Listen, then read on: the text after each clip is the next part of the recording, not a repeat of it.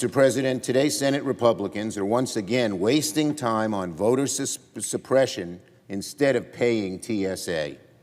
Republicans have an amendment on the Senate floor dressed up as what they call common sense voter ID. But let's be very clear what this amendment is. It's a wolf in sheep's clothing, and it's a giant cover-up to cover up what their bill really does, which is dramatic voter suppression, kicking 20 million or more people off the rolls without their knowledge or consent.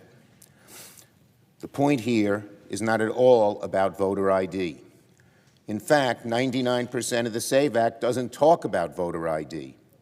Most of their bill is kicking people off the voter rolls and making re-registering, once you're kicked off, a bureaucratic nightmare, an almost impossibility for many people. And once again, the public saw the SAVE Act for what it really is, a voter suppression bill. And once that happened, Republicans had to do something. So they cobbled together this amendment as a cover-up. It was never in the original bill. And now they pretend it's reasonable policy on voter ID. But let's get to the facts. The amendment Republicans are pushing today would impose the single strictest voter ID law in America, stricter than Texas, stricter than Florida, stricter than any state in the country. Republicans are calling this amendment common sense. But if it's so common sense, why is it stricter than what every single red state already offers? Many states already have rules in place for voter ID, and every state has some method to verify the identity of voters.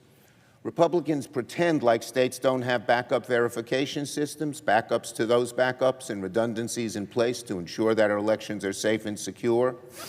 But we do, and it's why voter fraud, this whole bill is hidden cover-up, because they say they need to stop voter fraud. There isn't any to mention at all. That's how absurd this is. The Heritage Foundation, a right-wing conservative organization, studied voter fraud and found only 77 cases of non-citizen voter in 24 years. And we're going to upend our whole system of how people register to vote for that because of those 77 cases in 24 years. Just 0.04% of voter verification cases are returned as non-citizens. Now you see what the Republicans are doing. It's what Trump said. They want to determine who should vote, and Trump wants people, Noam said it as well, the only people who should vote are people who agree with them. It's disgraceful, disgusting. This radical amendment would toss out every single voter ID requirement in all 50 states for federal elections and put in an overly restrictive, one-size-fits-all approach that accepts only a handful of IDs. Let's talk about vote by mail. Under this ridiculous amendment, voters who choose to vote by mail, which is about 1 in 3 Americans, guess what they'd have to do? They'd have to add a photocopy of their ID with their ballot. So the election officials would open up the envelope and could see how you voted. The sacred secrecy of our ballot would be undone by this amendment. It's ridiculous. Again, anyone who voted by mail would have to put a voter ID inside the envelope, and the Board of Elections would have to open it up and see how you voted. It's incredible. It would also leave people susceptible to identity theft. It would violate basic privacy. So let's be clear. Most people wouldn't like the idea of having to stick a copy of their photo ID with their ballot in the mail. So this requirement is another Trojan horse for trying to weaken and kill vote by mail altogether. Democrats are supportive of common sense voter ID standards. Just look at the Freedom to Vote Act, which had the full support of the Democratic caucus. It set flexible, comprehensive standards based on West Virginia's then law for voter ID requirements. This amendment is not about security. It's about exclusion. It's not about security. It's about exclusion.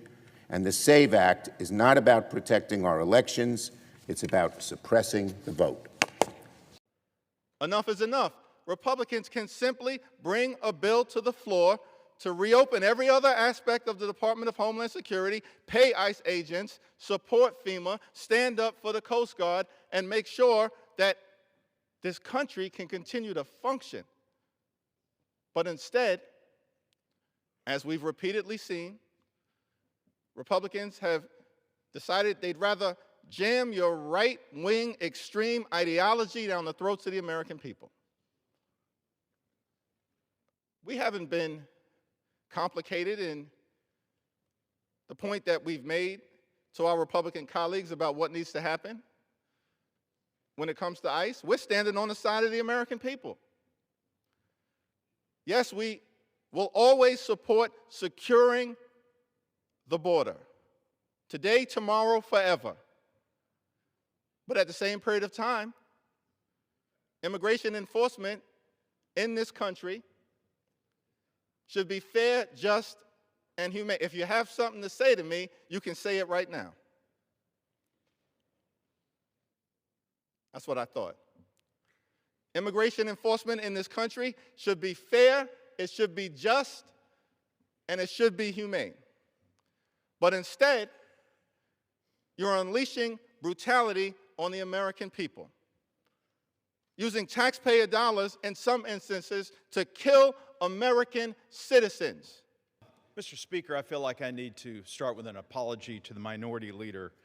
I wrongly laughed out loud when I heard him say in the well of the floor of the House of Representatives, quote, "Yes, we will always support securing the border today, tomorrow, and forever." An uncontrollable laugh. This is what started all this. An administration that did not care about securing our border, and the Democrats who backed him up, along with Alejandro Mayorkas, who let 15 million illegal aliens into our great nation to cause chaos, not to be a part of the fabric of America, but to tear apart the fabric of America.